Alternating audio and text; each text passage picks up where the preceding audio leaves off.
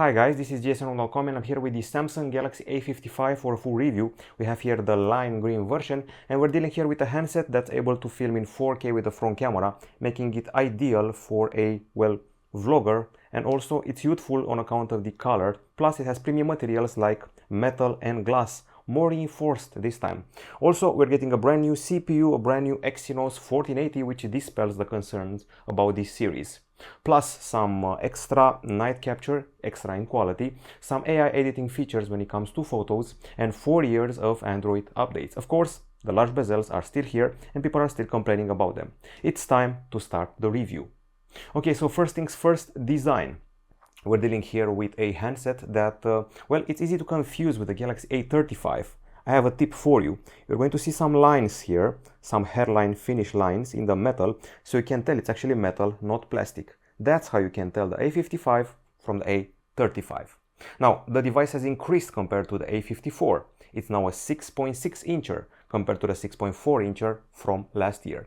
It's got IP67 certification for dust and waterproofing and measures 8.2 millimeters in thickness while weighing a hefty 213 grams. It's a long and wide phone. As you can see, one-hand usage isn't very easy. You can see my finger here trying to reach all the areas of the screen. Now, it's a flat device, flat frame and flat facade, also flat backside, with the only protrusion of the triple back camera. I should probably also mention that the Galaxy A54 had Gorilla Glass 5. This one has Gorilla Glass Victus Plus for the, screen protection. It's aluminum for the frame. It's quite a grippy phone thanks to the flat frame and also rather glossy, so you'd be tempted to wipe it or use a case. It's very well built, but once again the bezels are too big for nowadays. There are other mid-range phones from Chinese brands which look better. The colors it's available in are lime, graphite, violet and white. Okay, so we're done with that. It's time to talk about the screen. It's a 6.6 incher, this one here, and it's a Super AMOLED with a resolution of 2340 over 1080 pixels. It graduated from the 6.4 incher from last year. It has HDR10 Plus up to 1000 nits and 120 Hz refresh rate. Yes, the bezels are big, but a bit smaller than last year, if I were to say something like that, and also a bit smaller than on the Galaxy A35, it appears. It's 85.8% screen to body ratio compared to 82 of the predecessor. Now the actual screen experience is going to be revealed once I start doing this. Okay, so obviously it's a very bright panel, you can see for yourself. The colored palette is very wide. The punch hole for the selfie camera doesn't bother me. The experience is immersive and we got wide view angles, plus excellent contrast, deep blacks. In full sunlight you have zero problems with it. It's a very satisfying screen, so much so that I would say it rivals some flagships on the market. We also did a brightness measurement test and this is what came out. We achieved 928 lux units. Let me just turn it down a little bit because it's very bright. So 928 lux units. It even beat some flagships and surpasses the likes of the Redmi Note 12 Pro Plus, the Motorola Edge 40 Neo, and the Nothing Phone 2. It's below the iPhone 15, Motorola Edge 40, and the Huawei Nova 11 Pro. Now, we're getting inside the phone because recently Samsung announced a new CPU. It's the Samsung Exynos 1480. We're dealing here with a 4nm octa-core chip with the brand new GPU Xclipse 530. There are versions with 8 GB of RAM of this phone, like the predecessor had, but there are also versions with 12, and it's LPDDR5. Storage is 256 GB, as we have here, but there's also one with 128. And there's good news, you're getting a microSD, which not many phones are offering nowadays. There is also no lag in games. We could easily play Call of Duty Mobile here, and your games will be stored here, by the way. You can definitely see that here. Call of Duty, Bloodstrike, Riptide are available. Sadly, there's no support for Warzone Mobile. The app isn't available on the Exynos, probably not tested on a CPU yet. Okay, so once again, no overheating, runs games fine, and we also did a test for throttling, which is this one here. And after 15 minutes of intense testing, it just dropped 12% performance, which is actually not that bad. When it comes to the actual performance tests, we have them here. We start off with Antutu 10. And here we are, just above the Redmi Note 13 Pro Plus and the Honor 90, which is not a bad company to keep, and below the OnePlus Nord 3 and Galaxy S23 Fan Edition.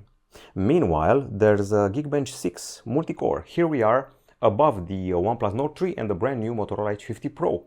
Once again, select company. Also surpassing the Honor 90. We are below the Motorola Edge 40 and the Galaxy S23 Fan Edition. When it comes to 3D Mark, I actually selected the Wildlife Extreme, this one here, to test the GPU. It's above the Honor 90, Galaxy A54 as it should, and the Realme 12 Pro Plus, launched recently. It's below the Nothing Phone 2a and the Redmi Note 13 Pro Plus. I would say it handles okay the pressure of being between, well, famous mid-rangers. And now it's time to talk about the temperature. In benchmarks, we achieved a pretty high 40.6 degrees Celsius, well, high but within limits, while in games we achieved 31 degrees Celsius. So yeah, I would say it handles the heat quite okay. When it comes to the battery, you can see it written here. It's a 5000 mAh unit, just like the predecessor, with 25 watt charging, just like the predecessor, and no charger in the box. Okay, now let's see how it did in our tests. We have them here. So when it comes to the video playback, we achieved a pretty impressive 22 hours, which is rather solid. It beats the predecessor Galaxy A54, which had something like 20 hours. It surpasses the Honor 90 and the Redmi Note 13 Pro Plus, while at the same time staying below the likes of the Nothing Phone 2a and the OnePlus 10T, just some examples. We also did a continuous usage test, which is PC Mark, and you can see us at 14 hours and 57 minutes, which is a good result, and it's actually superior to the OnePlus Nord 2, for example, but also more recent phones like the Moto G84, Redmi Note 13 Pro Plus, or the Honor Magic 5 Lite. We even surpassed Galaxy S23 Ultra, by the way. It's below the Nothing Phone 2a and the Realme 12 Pro Plus. The charging is a bit on the long side, requires 1 hour and 23 minutes. There's no charger in the box, and after 30 minutes you're at 49%. There are also power saving features and battery protect features. And now let's talk about the acoustics. We have stereo speakers here, there's the bottom one here, and the top one is actually in the earpiece here. It's a stereo experience, and you're also getting some special Dolby Atmos options. So if you go here, let's see, sounds and vibration, you can go to sound quality, and you got your Dolby Atmos for gaming, and your equalizer with genres and 10 custom channels. And now let's listen to some music.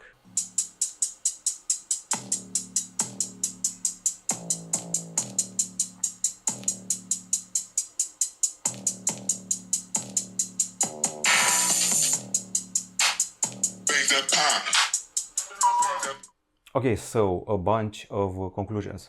I would say that the highs are mixed, the bass is pretty okay, the voices are clear, and I would have to say that there's a bit of distortion, medium distortion at maximum volume, if you're listening to guitar-heavy songs.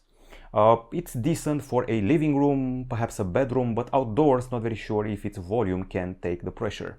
Now, when it comes to the decibels, we have them here. We have a decibel meter, and we measured 80.4 decibels at the bottom speaker with an acoustic sample, top speaker 80.4, bottom is 84.2, so it's the bottom speaker doing the heavy lifting. With this value here, it surpasses the Honor 90 and the Redmi Note 13 Pro Plus. It's below the Nothing Phone 2a and below the predecessor Galaxy A54, even though by a small margin, plus below the Realme 12 Pro Plus. I was actually a bit let down by the gaming, 88.5 decibels. Usually we want to see something like 100 here, or at least 95, 98. Well, it may surpass OnePlus Nord 3, but it's in the bottom tier of the 500 phones we've tested, and it's also above the Huawei Nova 11 Pro. Below Galaxy A54, Nothing Phone 2a, and hundreds of other phones. Now, when it comes to the camera setup, you should probably rest easy. Nothing has changed from the Galaxy A54 hardware-wise. There's still a 32 megapixel shooter at the front with 4K 30 frames per second capture, and at the backside the same triple camera setup. Okay, so 50 megapixel main camera with f1.8 aperture, PDAF and optical image stabilization, 12 megapixel ultra wide camera with 120 degrees, and 5 megapixel camera for your macro needs. There is the LED flash, there's 4K 30 frames per second capture, and overall it's improved the nighttime capture and also improved processing that you're getting as extras. Now the camera features are very much the same as we saw last year, perhaps even similar to Res24. Dual recording is new. You can actually couple shots from the back cameras and the front camera, or couple them between themselves. Otherwise, Pro and Pro Video, Food, Super Slow-Mo and Slow-Mo. This is the video section with extra, Super Steady only in Full HD, and finally we also have Portrait with studio options, not as many as the S24 for sure. Okay, we're going to skip straight to the gallery. We have it here. This is the camera area, and I feel the need to start with close-ups. We have a macro camera, which has become obsolete nowadays. This one does a pretty fine job at taking very close close-ups. However, every once in a while it fails, so be careful with its failure rate and take multiple shots, and you can achieve beauties like this one.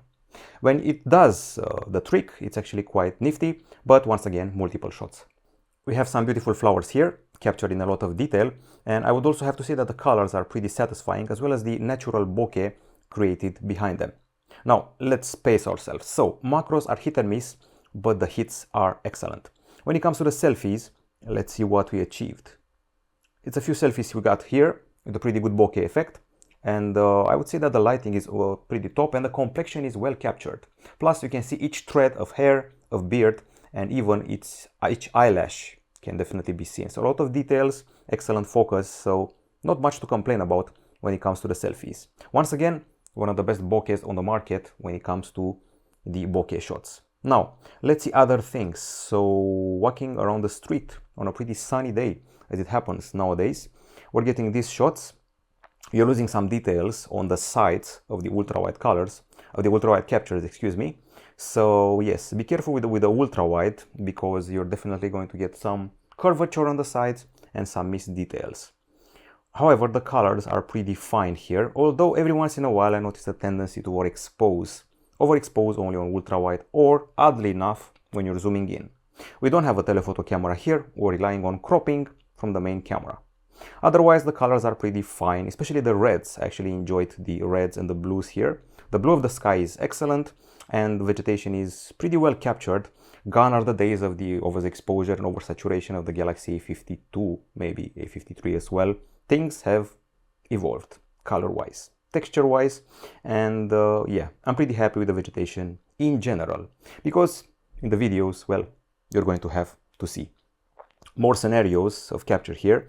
We did multiple shots of zoom, and to be honest, the grain appears pretty fast. Now, this is the ultra-wide shot, this is the normal shot. You can see that the colors are more satisfying here and the palette is wider. Here they're a bit washed out. We start to zoom in, things are fine at 2x, then 3x already you can notice some grain. If you go to 5x, it's like a cartoon. So all in all, I would say that the macro is the only one impressive, but you have to be patient, and also the main camera can maybe be confused with the main camera of a flagship. I'll give you that much. Now let's talk about the nighttime capture. Now, one thing I can guarantee for the nighttime capture is that you're going to be using a lot of night mode. So this is a regular shot and this is the night mode shot. Once again, regular shot, pretty dark, and this is the night mode shot, which actually decreases the size of the light halos and lights up the hidden details. Even more captures here. I'm actually bummed out by the ultra wide. It deforms the objects, it makes the halos bigger, there's a lot of noise, so yeah, stay away from ultra wide and try applying the night mode as much as possible. There are some problems here and there, like the too big streetlight halos, some reflections, and even some lines, which I actually don't enjoy seeing. I thought we have gotten rid of the lines years ago.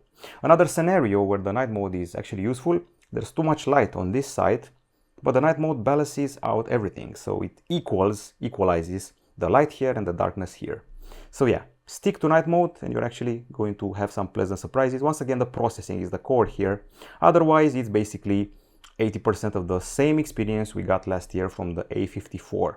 Now, if it weren't for the lines of the lights, I would actually be very happy with the results here. But night mode is actually one of the best on the market. So processing is once again doing the trick.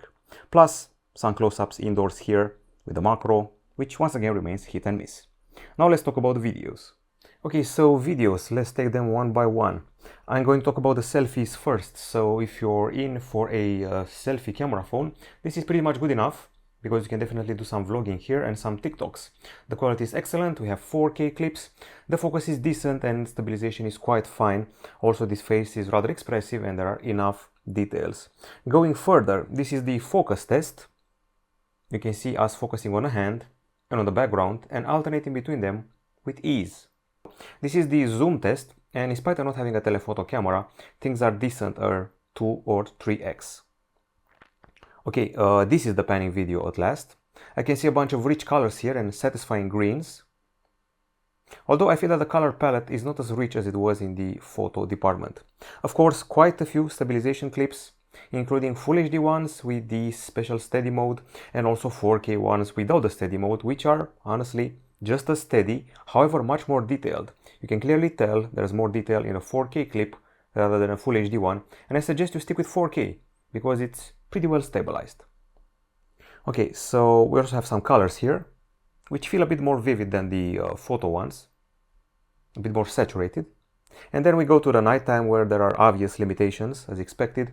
Stabilization drops a bit, the streetlight halos have become bigger, I see extra reflections. I mean, it's okay for a mid-range phone, but not a $500 one, rather a $300, $400 one. So quite a few more reflections than I expected.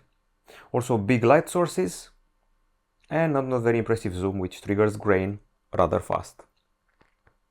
That's it in a nutshell about the video and the camera. We can now talk about connectivity. Obviously, we're dealing with a 5G phone. It's even present in the name.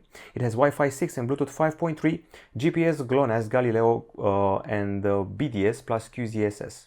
There's NFC here for your contactless payments needs and a USB-C port 2.0 at the bottom side. The calls were pretty loud and clear in my book, and if you go to the speed test, we have the results right here. We've done quite a few tests, to be honest. 238 megapsecond in download on 5G, 108 megapsecond in upload, 5G as well. On Wi-Fi, 605 over 638, satisfying.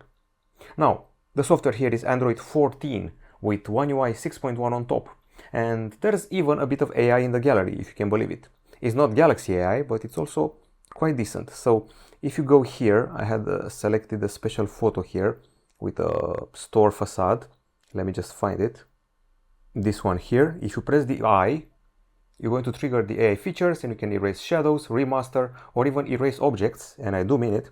You can actually circle around objects to remove them and have a sort of mask place around them. You can do this, and you can erase the object, and it will be replaced with, well, something red behind it, like a mask, like a Photoshop mask. And it's done. So no more air conditioner here. Okay, that's just one of the smarts that the phone is capable of. I should also mention that we have a bunch of cute widgets, but they haven't changed very much from the previous One UI. You can see them here. Okay, and in the quick settings area, things are more spaced out. There's a much clearer design. There's a big here brightness bar, and also a generous music player on the lock screen, and with new album art. We have still the edge screen here, which allows you to trigger multitasking like this in split screen, among others. And aside from that, for security, we have the fingerprint scanner, which I just pressed here. The animation is a bit long, but I guess it does the job. It's an optical scanner, by the way, in case you're wondering. The leftmost feed is dedicated to the Google News. I'm using the buttons here, but you can definitely use gestures. This is the recents area for your multitasking needs. And finally, when you go to the settings, there are the typical One UI stuff. We have connected devices, quick share, music share, auto switch buds, link to Windows, multi-control, smart view, and smart things. Now, there's no DeX here, just so you know. Plus, we have the modes and routines for moments of the day when you want to sleep. You're in a theater, you're driving, you exercise, relax, when you're at work. And these are the routines which get explained here. Useful on the go, adaptive, battery, and more. Now, aside from that, let's see what else. So, notifications, display, there's the icon for shield and navigation bar, you already know this, wallpaper and style. You can change them, use the color palette, and apply the colors from the wallpaper to the general menu. There's themes, there's the layout for the home screen if you want to change that. There's a lock screen on always on display, extra protection with the face unlock, and extra customization here for the always on display. Location, security, and privacy. This area has actually quite been beefed up. There's account security, lost device protection, app security updates, and something called auto blocker, which blocks commands from the USB cable and also blocks images suspected of malware in the messaging applications. Now, as far as the pre-installed apps are concerned, we got a bunch of them here. There's Galaxy Shop, Samsung Shop, Smart Things to connect to your TV set, set-top box, washing machine, vacuum cleaner and more, voice recorder, internet browser, health, wearable, wallet, TV, and smart switch. Then we have the Google Suite, which you probably know already, and the Microsoft apps 365, OneDrive, LinkedIn, and Outlook. Play Store members store Facebook, Spotify, Netflix, and more. Of course, a note-taking application is here as well. You can actually sign in or don't, and create scrolling pages or simply notes, which you can, well, edit and highlight and create bullet points and so much more. Calculator, YouTube Music, and a gaming hub where we store our games, special profiles, settings, and options for each of them. Plus, we have recommendations here and bookmarks. Okay, a few extra apps like Global Goals, Samsung Free, and well, that's about it. You should probably know that the phone comes with 4 years of Android updates, 5 years of security updates, and new animations once One UI 6.1 gets going. Now, it's time for the verdict for the pros and cons. On the pro side, it's got a very bright screen, the Galaxy A55, a very good build with premium materials, a pretty solid CPU compared to the expectations from an Exynos, great battery life, and IP67 certification. It's got a solid main camera and actually a decent zoom for digital. There's a microSD card slot here, there's no overheating, and One UI 6.1 is always a plus compared to other interfaces. 4 years of updates, solid selfies and selfie videos, a great stabilization in clips, and there's some AI editing tricks for your pictures. Plus the night mode is actually surprisingly good. On the cons side, I would probably have to mention the lack of a charger, the slow charging, the thick bezels for the screen, and the Full HD videos, which aren't that impressive. Also, the nighttime capture feels limited without the night mode, and video one as well. Some games don't run on Exynos, like the Call of Duty mobile Warzone. Also, the speaker volume I expected higher, and I would have to say that the ultra-wide photos have a so-so clarity in the edges. And some close-ups were a bit annoying to pull off. Well, we actually did pull them off, but at what cost? Multiple attempts. Okay, so all in all, this is a phone which is great for 5 things: build, picture edit, screen, battery life, and as well as the, well, design. I'm talking especially about the material quality. Those can be considered extras that can rival a flagship.